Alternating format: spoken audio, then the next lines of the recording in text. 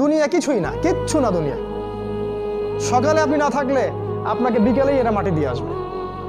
চোখ বন্ধ করে চিন্তা করবেন রাত্রেবেলা আপনি পৃথিবীতে নাই, আপনার স্ত্রী, আপনার সন্তান, আপনার প্রতিষ্ঠান, আপনার সংগঠন, আপনার সব কিছু কি থেমে আছে না চলছে?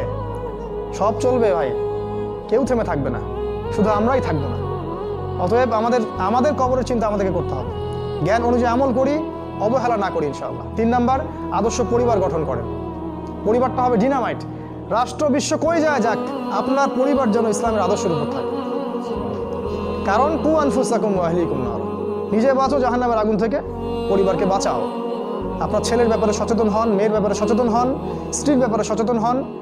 আপনার পরিবার, আপনার রক্তের সম্পর্ক, আত্মীয়, এদের মাঝে আপনি দিনের প্রচারটা করেন। কোথায় কে জাহান্নামে যায় যাক, ওটার পরের চিন্তা আপনার, ওটা চিন্তা আপনার করতে হবে না। এখন আপনি আপনার পরিবারের দিকে ফোকাস করুন। যদি আপনি পরিবারকে ইসলামিক আদর্শে গড়তে না পারেন বা অবহেলা করেন, অবশ্যই আপনাকে এর জন্য আল্লাহ